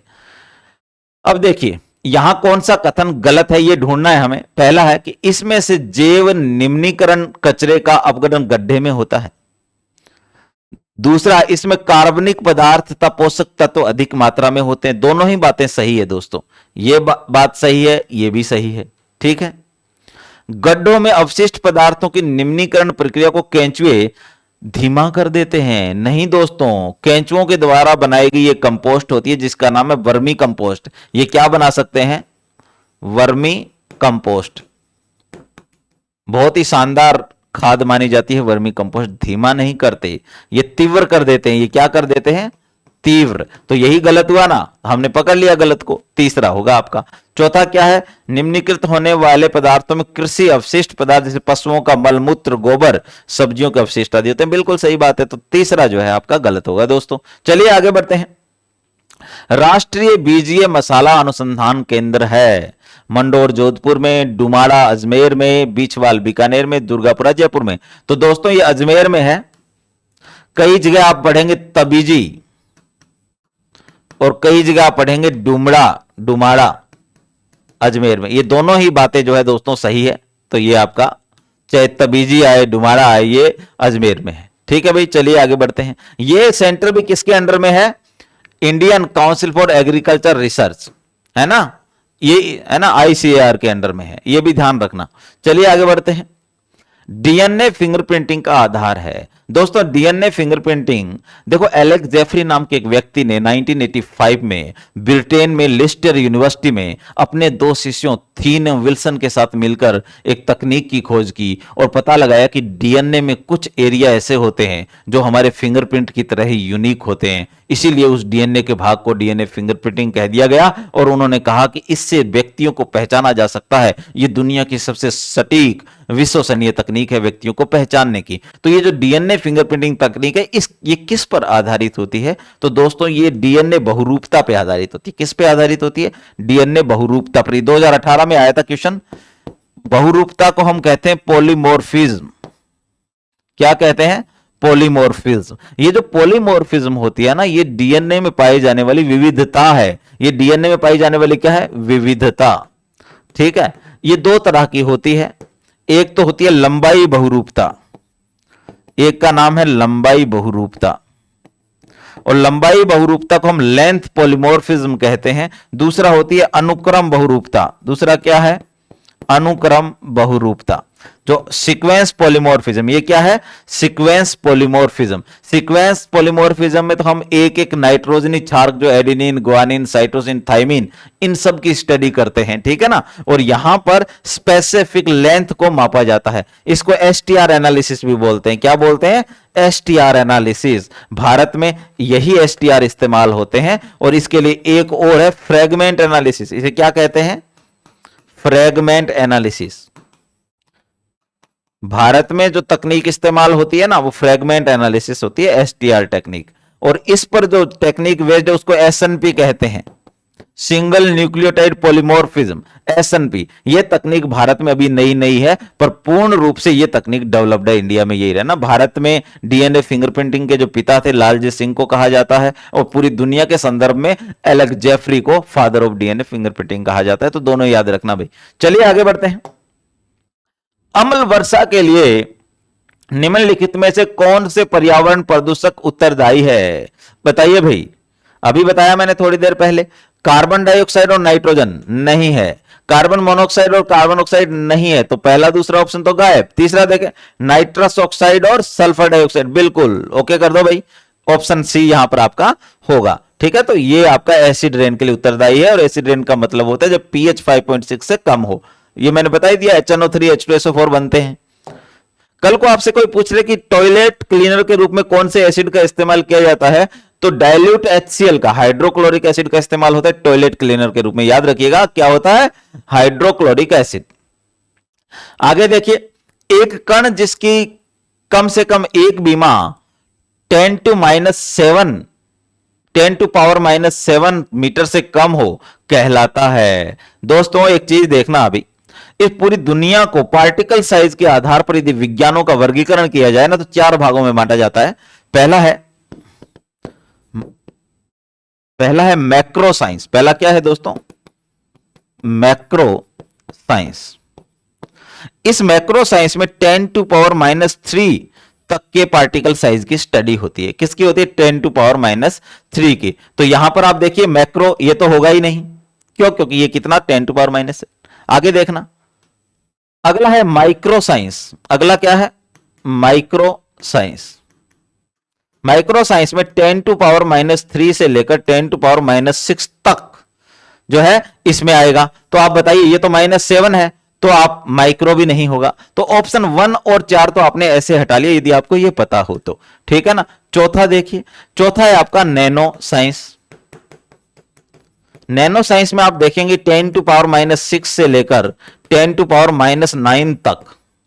और उसके बाद आता है आपका न्यूक्लियर साइंस। उसके बाद क्या आता है? Nuclear science. वो आता है 10 to -9 से कम। ठीक है, वो उससे भी छोटा। तो अब देखिए अब कहां पर आपका ये ठहरेगा? -7 तो इसके बीच आएगा, तो इसका मतलब ये नैनो पार्टिकल है। ऐसे आपके उत्तर मिल जाते हैं यदि आपको कॉन्सेप्ट क्लियर होता है। जिस फिजिक्स, केमिस्ट्री, बायोलॉजी को आपने पढ़ा है ना, वो ये है मैक्रो साइंस। जब आप माइक्रोबायोलॉजी पढ़ते हो वो यहां आ जाती है, और जब आप नैनोटेक पढ़ते हो तो वो तो यहां है ही, और न्यूक्लियर साइंस जिसमें क्वांटम कंप्यूटर बेस्ड होते हैं वो यहां है। ठीक है भाई, चलिए आगे बढ़ते हैं। पीएसएलवी C-37 के द्वारा एक ही उड़ान में 15 फरवरी 2017 को सफलतापूर्वक कितने उपग्रह प्रमोचित किए गए? आंसर है 104। ये आपको पता ही है दोस्तों। हाल ही में क्या हुआ है, ये जो प्रमोचन यान है इसका कुछ टुकड़ा धरती पे गिरा है, धरती के वातावरण में ये वापस प्रवेश कर जलकर नष्ट हो गया है। अब ये फिर से इसी सा अभी 15-20 दिन पहले की बात है, तो फिर से चर्चा में आ गया है। तो वो कौन सा प्रमोचन यान था, ये पूछा जा सकता है इस बार। वो कौन सा प्रमोचन यान था? PSLV C-37। कौन सा था दोस्तों? PSLV C-37। सी का मतलब कोर अलोन होता है, ये वेरिएंट होते हैं, है ना। ये आपका पीएसएलवी के 4-5 वेरिएंट है, उसमें पीएसएलवी C भी एक कोर अलोन होता है इसका मतलब। ठीक है भाई, तो ध्यान रखिएगा 104 उपग्रह भेजे गए थे, पीएसएलवी C-37 पूछा जा सकता है। चलिए आगे बढ़ते हैं। भारत का पहला दृश्य सीमा से परे वीवीआर हवा से हवा में मार करने वाला स्वदेशी अभिकल्पित एवं रक्षा अनुसंधान और विकास संगठन द्वारा विकसित प्रक्षेपास्त्र है। बताइए, आज ही बताया मैंने, Astra air to air beyond visual range है ही, हवा से हवा में मार करता ही है, डीआरडीओ ने बनाया है। ठीक है भाई, चलिए आगे बढ़ते हैं। निम्नलिखित में से कौन सा पॉली हर्बल उत्पाद रक्षा अनुसंधान एवं विकास संगठन डीआरडीओ द्वारा विकसित नहीं किया गया है? दोस्तों यहां पे जो नोक डुरना है ना, ये डीआरडीओ ने नहीं बनाया, जबकि एमट्रूथ, ल्यूकोस्किन और एचिट ये तीनों ही डीआरडीओ ने विकसित की है। अब तो आपके कोर्स में भी नहीं है ये, तो अब नहीं, पहले कोर्स में डायरेक्ट लिखा रहता था डीआरडीओ का रक्षा क्षेत्र में उत्पादन के अलावा जो उत्पादन किया जाता है वो भी कोर्स में मेंस और प्री दोनों में था, अब नहीं है लेकिन ये। चलिए आगे बढ़ते हैं। निम्नलिखित युग्मों पर विचार कीजिए। इसरो के केंद्र दिए हुए एक तरफ और दूसरी तरफ दिया हुआ है स्थान कि वो कहां पर है। तो आप देखेंगे कि विक्रम साराभाई अंतरिक्ष केंद्र जो है कहां है, ये दोस्तों तिरुवनंतपुरम में है, और तिरुवनंतपुरम का एक नाम त्रिवेंद्रम भी है, तो केरल में ये सही है। आपको क्या ढूंढना है? सही वाले ढूंढने। उपरोक्त में से कौन से युग्म सुमेलित है, तो नीचे ऑप्शन दिए उसको देखेंगे अपन। दूसरा यू आर राव उपग्रह केंद्र, ये बेंगलुरु में है दोस्तों, ये भी सही है। तीसरा देखिए, राष्ट्रीय सुदूर संवेदन केंद्र, राष्ट्रीय सुदूर संवेदन केंद्र नेशनल रिमोट सेंसिंग सेंटर, तो हैदराबाद में है दोस्तों। ये कहां है? हैदराबाद में, तो ये तो गलत हो गया। चौथा क्या है? भारतीय सुदूर संवेदन संस्थान इंडियन रिमोट सेंसिंग इंस्टीट्यूट कहां है भाई? देहरादून में है। तो ये मुझे लगता है बदल दिया इन्होंने, ये चीजें इन्होंने बदल दी है, सी और डी का जो है आपस में बदल दिया है, तो ये दोनों ही गलत हो गए। ए बी सही है, तो कहां है ए बी? आपका ये रहा पहले ऑप्शन में, केवल ए और बी, ये सही हो गया। तो ऐसे आप देख लिया करें, सारे संस्थान याद कर लेना। इसरो के जितने चेयरमैन हुए उनका क्रम जरूर याद रखना, मैं कह रहा हूं अभी, इसरो के चेयरमैन का क्रम अच्छे से याद कर लेना, है ना। लास्ट के 3-4 याद रहेंगे तो आगे के अपने आप याद हो जाएंगे। ठीक है, चलिए आगे बढ़ते हैं। कंप्यूटर की मशीनी भाषा आधारित है। देखो कंप्यूटर जो है मशीनी भाषा समझता है, तो ये बुलियन बीजगणित पर बेस्ड होती है भी मशीनी भाषा। चलिए आगे बढ़ते हैं। परा उच्च आवृत्ति अल्ट्रा हाई फ्रीक्वेंसी की तरंगें साधारणतः संचरित की जाती है अंतरिक्ष तरंगों के रूप में। यह भाई सैटेलाइट संचार के लिए होती है, अंतरिक्ष तरंगों के रूप में संचरित की जाती है। चलिए आगे बढ़ते हैं। ताम्र संदूषण से बचाने के लिए पीतल के बर्तनों पर सामान्यतः किस धातु की परत चढ़ाई जाती है? दोस्तों टीन की, है ना, रांगे की, टीन की, इसको टीनिंग बोलते हैं। इसका करने से तांबे का जो है आपका संक्षारण नहीं होता, तांबे का कंटेमिनेशन नहीं होता, जैसे जंग लगता है ना, बिल्कुल वैसे ही तो टीनिंग की जाती है। एक और, यदि आपसे कोई पूछ ले कि जो पीतल जो है किससे बना होता है, पीतल बनता है भाई कॉपर प्लस जिंक से। किससे बनता है? कॉपर प्लस जिंक से तो बनता ही है। अब इसको याद कैसे रखें? तो आप एक शब्द है पिताजी, एक शब्द है पिताजी, इसको देख लेना।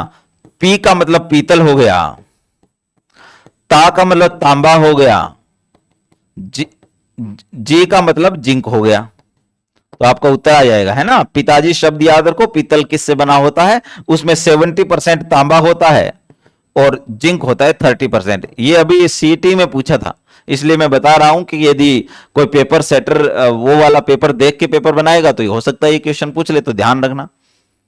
चलिए आगे बढ़ते हैं। सामान्यतः टीवी रिमोट कंट्रोल में उपयोग की जाने वाली तरंगें होती है। दोस्तों टीवी का रिमोट है, एसी का रिमोट है, आप देखेंगे कि ये जो है उस दिशा में ही करने पर काम करते हैं। यदि आपका टीवी इस तरफ आप उल्टा करके इस्तेमाल करोगे तो वो काम नहीं करेगा, जबकि यदि वो रिफ्लेक्ट हो जाए प्रॉपर्ली इस एंगल से कि वहां रिफ्लेक्ट होकर वापस वहां जाए डिटेक्टर पे, तो वो काम कर सकता है। लेकिन इन जनरल हमें रिमोट ऐसे करना पड़ता है तभी वो काम करता है। इसका मतलब ये ऐसी रेडिएशन है जो सरल रेखा में गति करती है, सीधी रेखा में गति करती है। तो वो दोस्तों आईआर होती है। कौन सी होती है? अवरक्त किरणें, जिसे इंफ्रारेड कहते हैं, आईआर, है ना। ये आपके थर्मल इमेजिंग कैमरे में नाइट विजन के लिए यही इस्तेमाल होती है। सिमिलरली आप रेडियो वेव को देखेंगे तो रेडियो वेव तो चारों दिशाओं में गति करती है। टावर में रेडियो वेव का इस्तेमाल होता है, वो चारों दिशाओं में होती है, लेकिन आईआर सीधी रेखा में गति करती है। तो ध्यान रखना, अवरक्त किरणें रिमोट में यूज होती है। आगे देखिए, भारत इलेक्ट्रॉनिक्स लिमिटेड भेल इसरो के सहयोग से क्या बनाता है? भाई भेल इसरो के सहयोग से क्या बनाता है? तो दोस्तों ये जो आपका ऑप्शन है 2, gallium arsenide, gallium arsenide, gallium arsenide cell बनाता है दोस्तों, है ना। और इसको गेयस बोलते हैं। इसको क्या बोलते हैं? गेयस, गेयस सेल भी बोला जाता है। तो ध्यान रखिएगा, ये भेल प्लस इसरो मिलकर बनाते हैं। ठीक है भाई, ये भी आप ध्यान रख लेना। चलिए आगे बढ़ते हैं। जैव विविधता मापने के गणितीय सूचकांकों में से कौन सा एक स्थानीय स्तर पर किसी समुदाय आवासीय क्षेत्र में माध्य प्रजाति विविधता को दर्शाता है? दोस्तों एक चीज देखना, यहां पर जो जैव विविधता है ना, जैव विविधता, इसके प्रकार और मापन की विधियां अलग अलग होती है। प्रकार तो इसके होते हैं आनुवांशिक, प्रजाति और सामुदायिक, है ना, या पारिस्थितिकी, ठीक है। लेकिन इसके जो मापन की विधियां वो अल्फा बीटा गामा होती है। तो जैव विविधता के मापन की जो विधियां है ना वो 3 है। कौन कौन सी है? एक तो है अल्फा जैव विविधता, एक है दोस्तों बीटा जैव विविधता, और एक है आपका गामा जैव विविधता। ठीक है, ये 3 तरह की जैव विविधता मापन की विधियां हैं। अब जो ये अल्फा है ना, ये स्थानीय स्तर पर यूज होती है। स्थानीय स्तर पर कोई पूछ ले कि हमारा जो ये खेत है, इस खेत की जैव विविधता पता लगाओ, तो अल्फा जैव विविधता से आपको पता लगेगी उसमें टोटल जीव जंतु कितने हैं, पादप कितने हैं, ठीक है ना।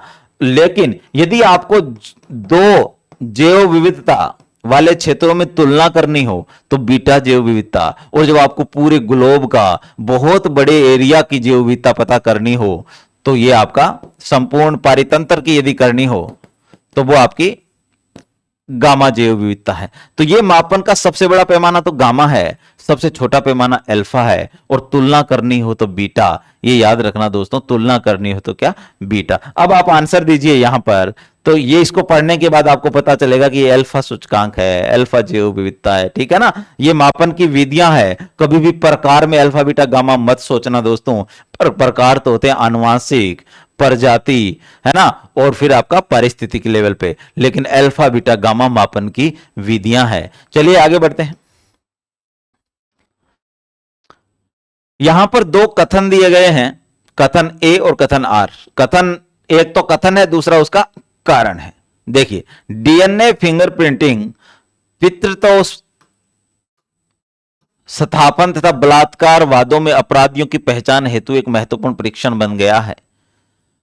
कारण है, डीएनए परीक्षण हेतु बाल, सूखे रक्त व वीर्य के सूक्ष्म नमूने पर्याप्त होते हैं। दोस्तों एक बात सुनिए, डीएनए आपके सभी कोशिकाओं में पाया जाता है सिवाय आरबीसी के, ये आप सब जानते हो, है ना। ह्यूमन में आरबीसी और प्लेटलेट्स को छोड़कर सारी कोशिकाओं में आपका केंद्रक है और उसमें डीएनए है।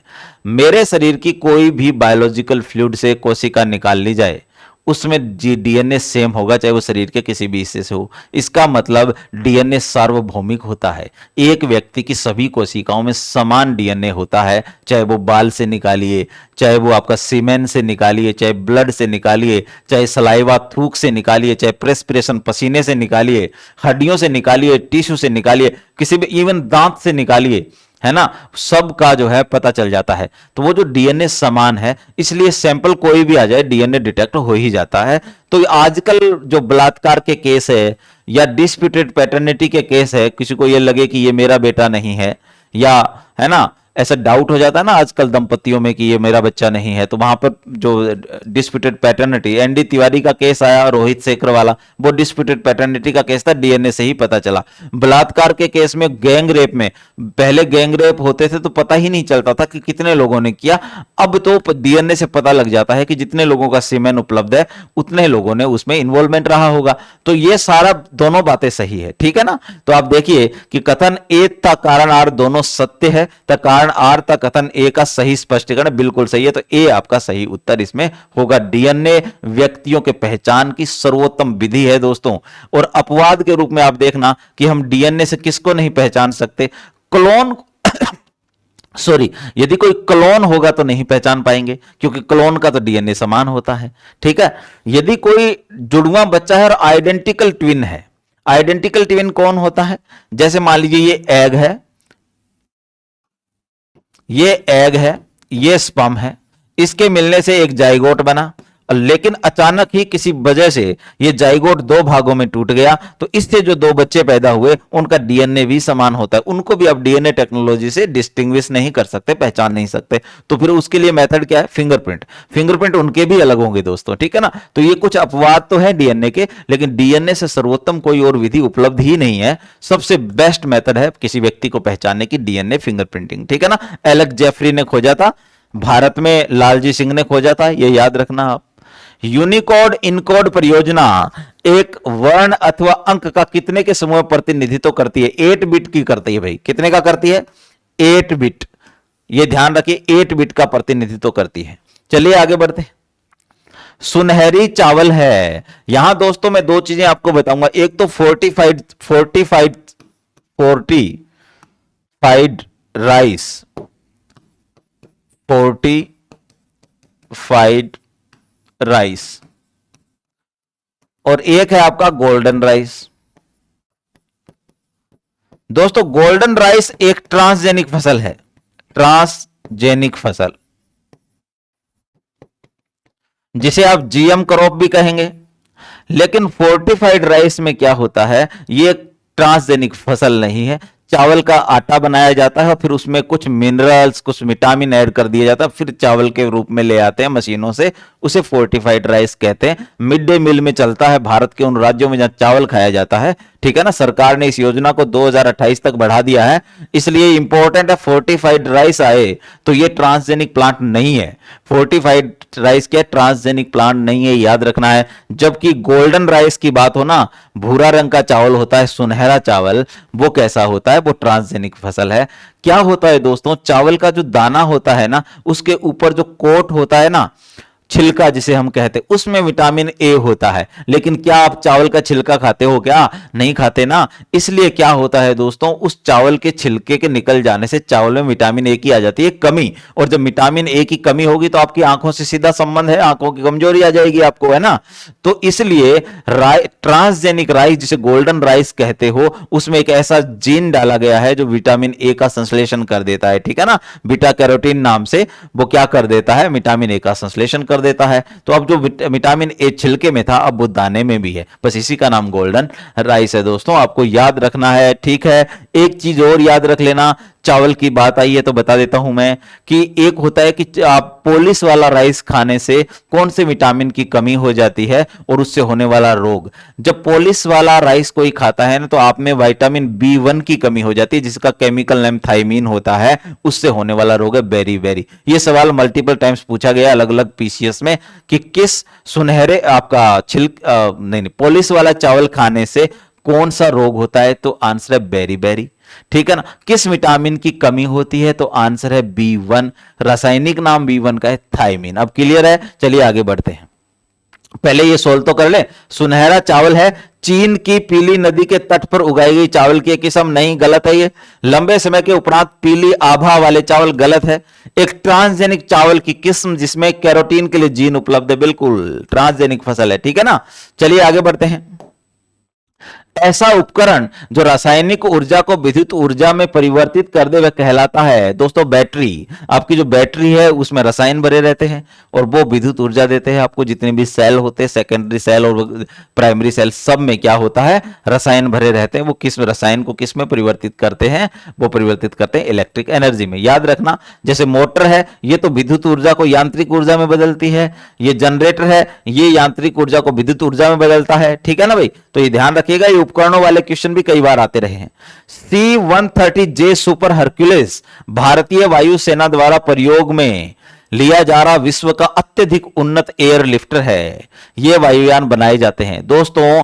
हमने C-130J सुपर हरक्यूलिस जो विमान है वो यूनाइटेड स्टेट्स अमेरिका से खरीदे हैं, तो अमेरिका में बनते हैं। बोइंग कंपनी जो है अमेरिका की, वो इन्हें बनाती है। चलिए आगे बढ़े। इसरो द्वारा निर्मित कुछ उपग्रहों की सूची।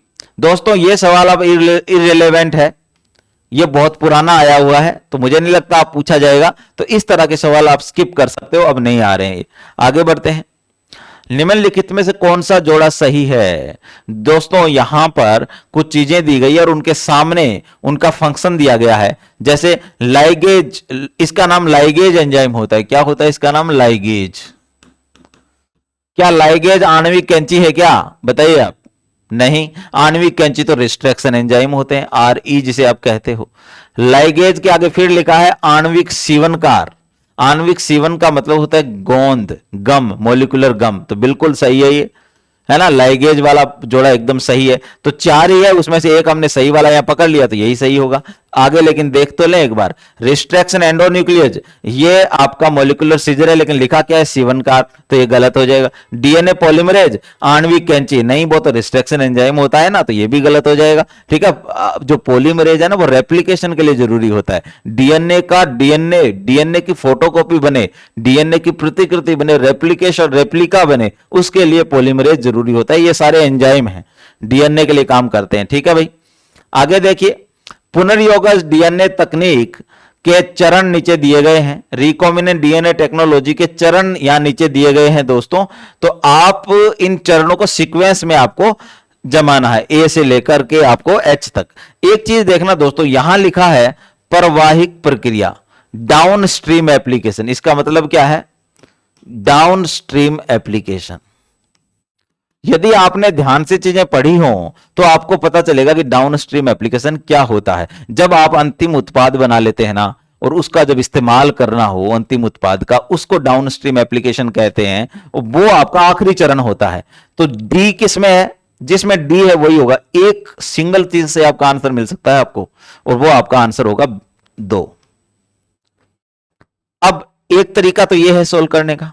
दूसरा तरीका हम देख लेते हैं डीएनए रिकॉम्बिनेंट टेक्नोलॉजी में क्या करते हैं। आपको बायोटेक की क्लासेस दोस्तों आपको स्टेट एकेडमी के ऐप पे उपलब्ध हो गई है। नैनो टेक्नोलॉजी कंप्लीट करा दिया गया है प्रीलिम्स के अकॉर्डिंग, आपको बायोटेक्नोलॉजी कंप्लीट करा दिया गया है, और डिफेंस टेक्नोलॉजी आदि हो गई है। बहुत जल्दी क्लासेस आपको अपलोड हो जाएगी ऐप पे। तो लगातार आप जो है स्टेट एकेडमी का ऐप जो है देखते रहें। जिन लोगों ने डाउनलोड नहीं किया है वो डाउनलोड कर लें और उसमें ये क्लासेस देख लें। ये सारे क्वेश्चन आपको मिल जाएंगे। रिकॉम्बिनेंट डीएनए टेक्नोलॉजी में सबसे पहले दोस्तों जीन की पहचान होती है, पहचानने के बाद उसको पृथक्करण होता है। तो ये लिखा है ना, आनुवांशिक पदार्थ की पहचान और पृथक्करण, ये पहला हो गया। और यहां भी देखिए ए लिखा है।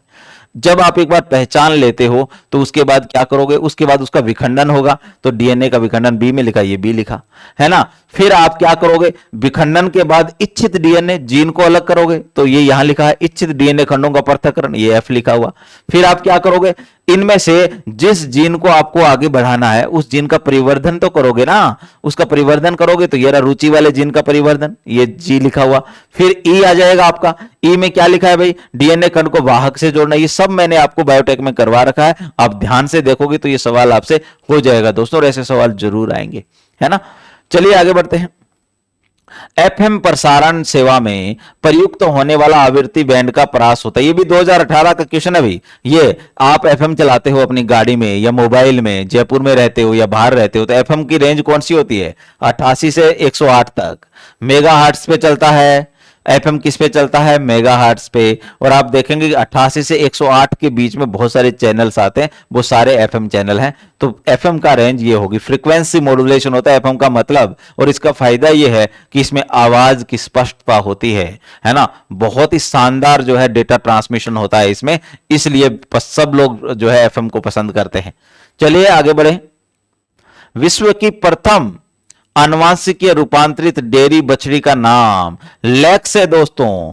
इसमें लैक्टोज फैट कम होता है, लैक्टोज कम होती है, लैक्टोज जो शर्करा है ना ये कम होती है। लैक्स बछड़ी, बछड़ी का नाम क्या है, लैक्स। चलिए आगे बढ़ें। निम्नलिखित कथनों पर विचार कीजिए। अति सूक्ष्म तकनीक नैनो टेक्नोलॉजी नैनोमीटर पैमाने पर आधारित होती है। क्या पहला कथन सही है क्या? बिल्कुल नैनो पैरामीटर पर आधारित होती है, यह कथन सही है। दूसरा देखिए, अति सूक्ष्म पदार्थों नैनो मटेरियल की विशेषता इलेक्ट्रॉन सूक्ष्मदर्शी द्वारा ज्ञात की जा सकती, बिल्कुल इन्हें इलेक्ट्रॉन सूक्ष्मदर्शी द्वारा ही देखा जा सकता है, यह भी सही है।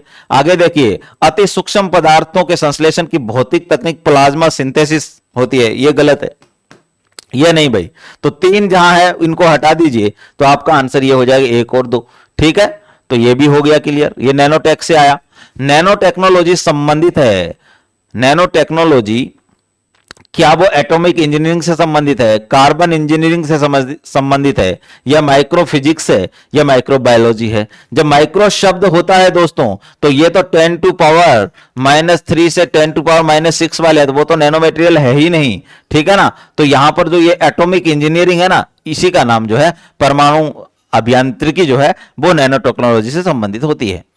आगे देखें, निम्न में से कौन सा युद्धक टैंक है? दोस्तों भारत के पास मेन बैटल टैंक और छोटे बैटल टैंक और मीडियम बैटल टैंक नाम से कैटेगराइज करके बहुत सारे टैंक है। उसमें से आप देखेंगे कि अर्जुन और T-72 जो है ना ये युद्धक टैंक है। महाराजा, AN-2 इस तरह से भारत के पास कोई टैंक नहीं। यहां अर्जुन तो है लेकिन AN-32 नहीं है, यहां महाराजा नहीं है, T-72 तो है, यहां महाराजा नहीं है और ये AN-32 भी नहीं है, ये वाला अर्जुन व T-72।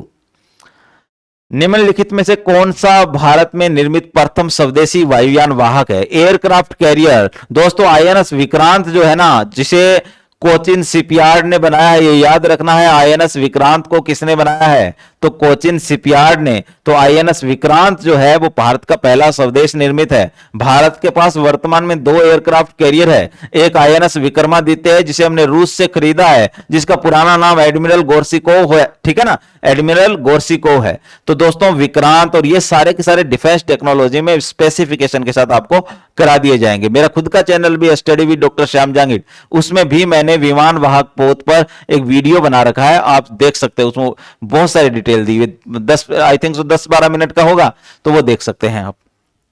चलिए आगे बढ़ते हैं। नासा का प्रथम सक्षम मिशन जिसके द्वारा पृथ्वी का आकार एवं अन्य तारों के चारों ओर उपस्थित लघु ग्रहों की खोज की जा सकी वह है केपलर। दोस्तों नासा का जो केपलर मिशन था ना, उसके वह पृथ्वी के जैसे दूसरे ग्रहों की खोज करना उसका मकसद था भाई, तो वो क्या है? केपलर था। आगे बढ़िए। कृत्रिम उपग्रह प्रक्षेपण करने वाला प्रथम देश, दोस्तों दुनिया में पहला जो उपग्रह था ना वो 1957 में लॉन्च किया गया और उसका नाम था स्पुतनिक फर्स्ट। Sputnik first. अब आप बता दीजिए, 100% मुझे भरोसा है स्पुतनिक फर्स्ट देखते ही आप देश का नाम बता दोगे, और वो देश है रूस। ठीक है ना, तो रूस पहला देश था जिसने जो है पहला कृत्रिम उपग्रह भेजा था। आगे देखिए, ब्लूटूथ तकनीक प्रयुक्त होती है, ब्लूटूथ तकनीक प्रयुक्त होती है लैंडलाइन फोन से मोबाइल फोन पर संचार हेतु। क्या ये है? नहीं है। यंत्रों के मध्य वायरलेस संचार, बिल्कुल ब्लूटूथ एक वायरलेस संचार, ये बात सही है। यंत्रों के मध्य कुछ भी यंत्र हो सकते हैं, वो तो आपका है ना, तो बिल्कुल ये सही लग रहा है। आगे देख, केवल मोबाइल फोन पर सिग्नल, नहीं ये गलत है। सैटेलाइट टेलीविजन, गलत, तो इसका मतलब 2 सही हो जाएगा। इतने आसान सवाल भी आएंगे कई बार। आगे देखें, इनको सुमेलित करना है। यहां पर आपको दिया हुआ है भारत की पनडुब्बियां और उनको लेकर जो कुछ घटनाएं हैं या उनको लेकर कोई स्पेसिफिकेशन उपलब्ध है पब्लिक डोमेन में, वो दिया गया है। पहला देखिए, INS चक्कर। INS चक्कर भारत की वो परमाणु पनडुब्बी थी जो हमने ली थी रसिया से 10 साल की लीज पे, 2012 में लेके आए, 2022 में वापस चली गई। तो INS चक्कर क्या है भाई? रूस से पट्टे पर ली गई अकुला श्रेणी की नाभिकीय पनडुब्बी। ये अकुला श्रेणी इंपॉर्टेंट है, पूछ सकते हैं अकुला श्रेणी, ठीक है ना। किस देश की है? रूस की। भारत ने इस श्रेणी की एक और पनडुब्बी 2028 तक भारत में आने वाली है। तो इसका मतलब ये हुआ कि ए से 2 मिल गया। तो ए से 2 कहां मिला हुआ है? ए से 2 वाले बहुत सारे हैं। इसका मतलब ये 3 और 4 हो नहीं सकते, इन दोनों में से कोई एक होगा।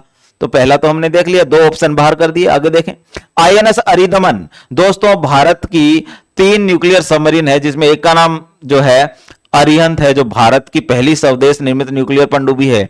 दूसरी का नाम है अरिघट, जो भारत की दूसरी पनडुब्बी है। और तीसरी का नाम है अरिदमन। अब यहां देखिए आप कि आईएनएस अरिदमन जो है भाई, देखिए भारत की पहली स्वदेश निर्मित पनडुब्बी तो अरिहंत है, ये आपका हो गया। तो सी का 4 कहां होगा दोस्तों? सी का 4 इसमें, यानी ऑप्शन ए जो है सही है इस क्वेश्चन के अकॉर्डिंग, बी का 3। लेकिन यहां मैं ये रुका क्यों, एक चीज बताने वाला हूं अभी। देखो क्वेश्चन के अकॉर्डिंग तो ऑप्शन ए ठीक है आपका, लेकिन एक बात सुनिए, भारत के पास 3 परमाणु पनडुब्बियां होने वाली है थोड़े दिनों में। पहली अरिहंत हम इस्तेमाल करते हैं, जो भारत की पहली परमाणु पनडुब्बी 2016 से ही है। अभी इसी साल एक नई पनडुब्बी भारत ने की, आईएनएस अरिघट। कौन सी?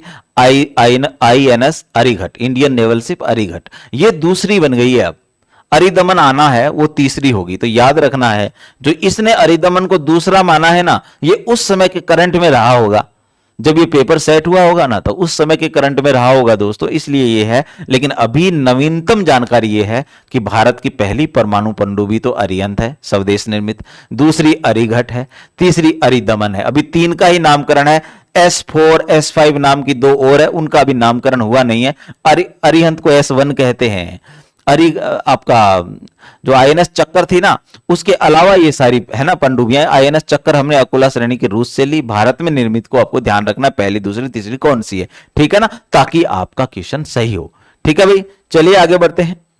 तो दोस्तों ये आपका तकनीक से संबंधित, टेक्नोलॉजी से संबंधित जो है पीवाईक्यू थे। तो थैंक यू वेरी मच दोस्तों, क्लास को शेयर जरूर करना है अच्छे से। आप जो भी एक्स्ट्रा इंफॉर्मेशन आपको मिली है उसको अपने नोट्स का हिस्सा बनाइए। All the very best, thank you.